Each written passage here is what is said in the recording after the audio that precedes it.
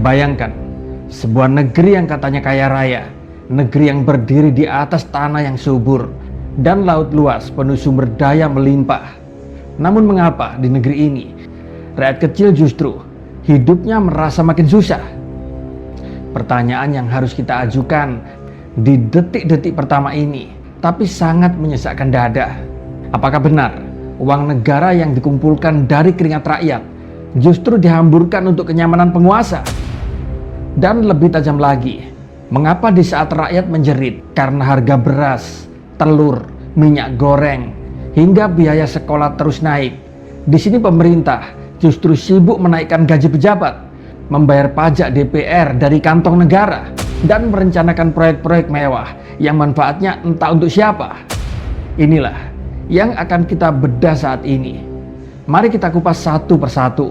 Siapkan hati kalian karena fakta-fakta ini bisa membuat darah mendidih.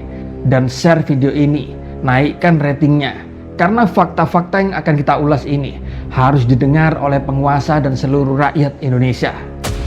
Apakah Sri Mulyani, sang teknokrat yang sering dipuji di forum internasional, benar-benar bekerja untuk rakyat?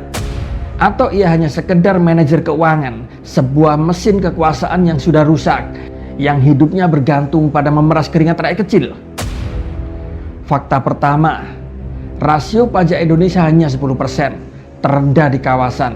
Tapi daripada menutup lubang besar yang dibuat para konglomerat yang menyembunyikan asetnya di luar negeri, pemerintah di sini memilih cara termudah, menarik pajak dari karyawan, UMKM, dan kelas menengah. Dan puncaknya, kenaikan PPN menjadi 12%, pajak paling malas yang pernah ada. Karena siapapun yang belanja, sekalipun itu hanya kebutuhan pokok, otomatis dipajaki. Lalu di sini, siapa yang paling terasa? Ya, rakyat kecil. Padahal data menunjukkan triliunan rupiah aset elit politik serta oligarki di Indonesia aman tersimpan di suaka pajak luar negeri. Mereka seolah tak tersentuh, tapi warung kopi, pedagang kaki lima, penjual gorengan pinggir jalan, hingga karyawan kantoran justru diperas secara habis-habisan. Apakah ini yang disebut keadilan fiskal? Atau sekedar cara mudah menagih utang negara yang begitu membengkak? Mari kita bicara tentang utang.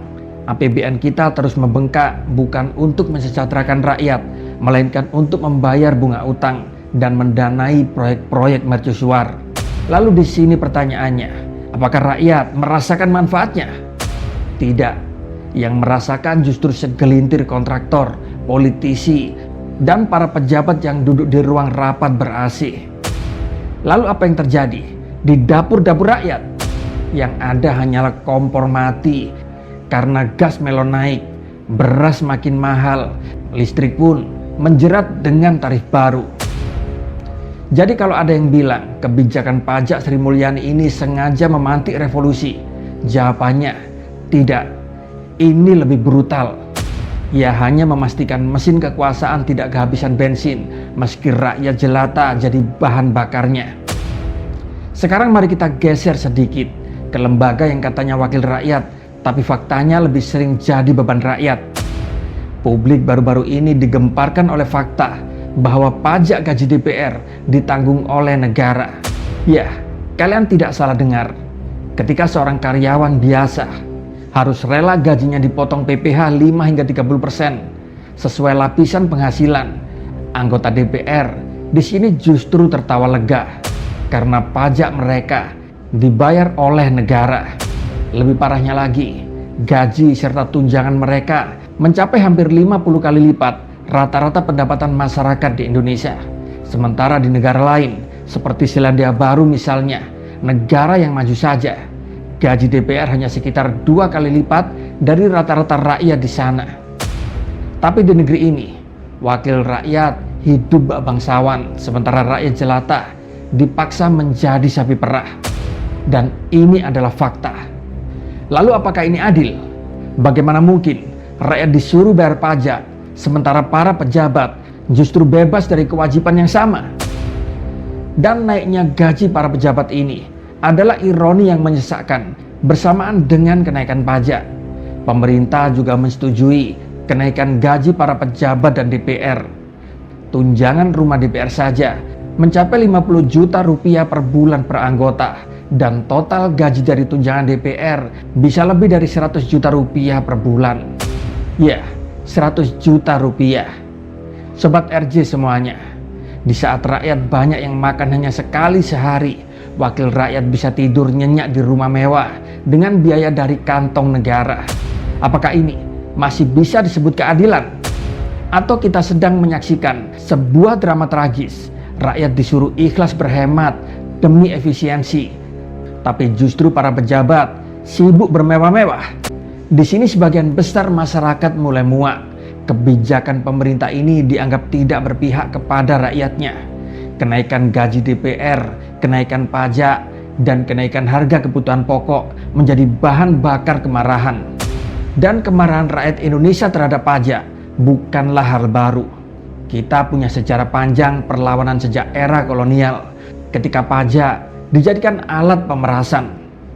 Tapi kini pemerintah seolah mengulangi strategi yang sama.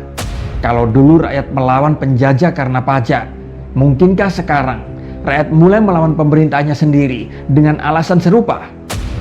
Sobat RJ semuanya, mari kita jujur. Apakah negeri ini sedang dibangun untuk rakyat atau untuk segelintir elit yang tidak pernah kenyang? Pajak dinaikkan, gaji pejabat ikut naik. APBN dipakai bukan untuk dapur rakyat, melainkan untuk proyek dan bunga utang. Sementara rakyat kecil menjerit. Apa-apa dipajakin, bahkan untuk sekedar bertahan hidup. Dan pada akhirnya, pertanyaan paling pahit yang harus kita renungkan bersama adalah, apakah bangsa ini sedang menuju pembangunan atau sedang diarahkan perlahan menuju perbudakan finansial? Suara rakyat mungkin bisa diredam, tapi kelaparan dan ketidakadilan tak pernah bisa disensor. Kalau narasi ini mewakili suara kalian yang selama ini diredam, bagikan, sebar luaskan narasi ini. Karena narasi tandingan tidak menyebar sendiri. Terima kasih sudah menyimak video ini.